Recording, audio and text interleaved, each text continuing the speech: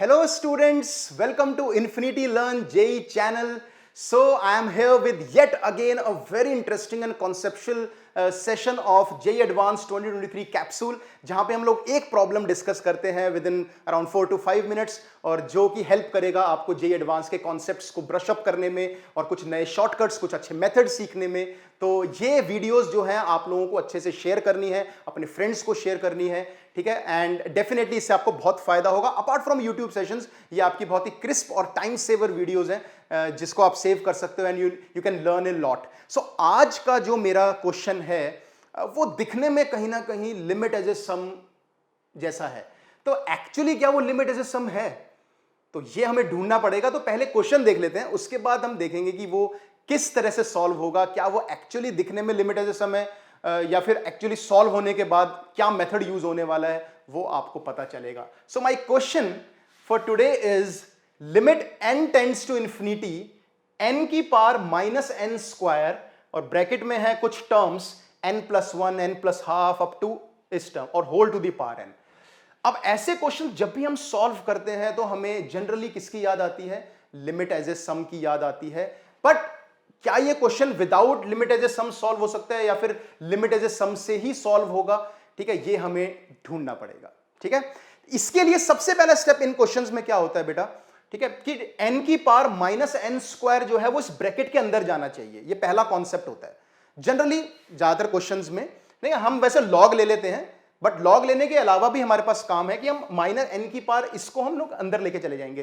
तो यहां पे अगर आप ध्यान से देखो, n की power minus n square basically क्या होगा?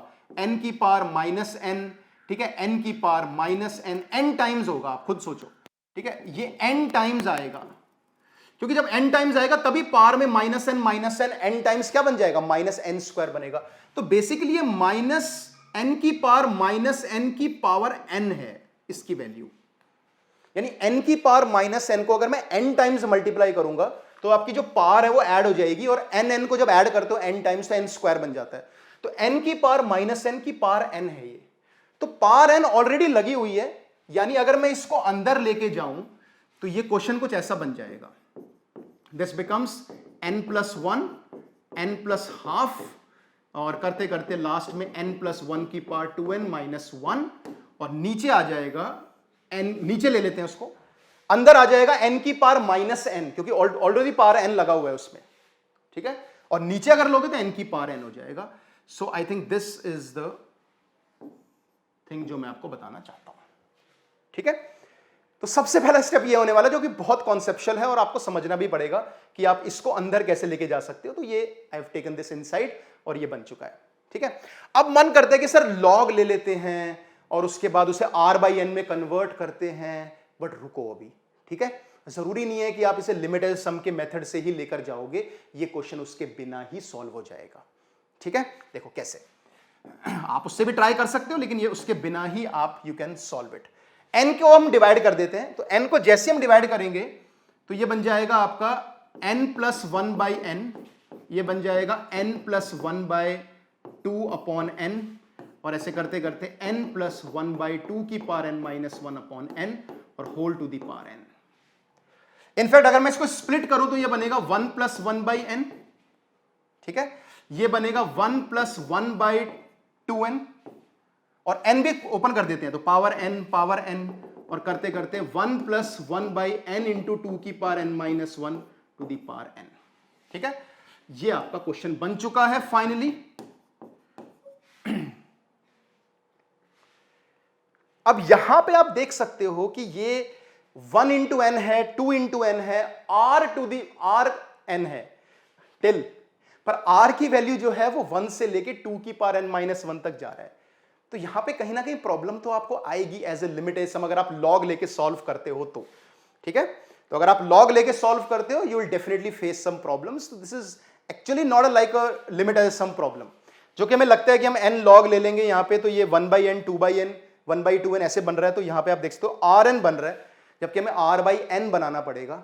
ठीक है, तो यहां पे उस बारे में मत सोचो, दिखने में वैसा है बट है नहीं ना। अब क्या करेंगे, ये फॉर्मूला हमें पता है एक्चुअली, दिस इज e, ये वो e वाली लिमिट बन गई 1+1/n की पावर n। दिस इज 1 की पावर इंफिनिटी फॉर्म, ये भी 1 की पावर इंफिनिटी और करते करते ये भी 1 की पावर इंफिनिटी। सो 1 की पावर इंफिनिटी फॉर्म का सवाल है ये।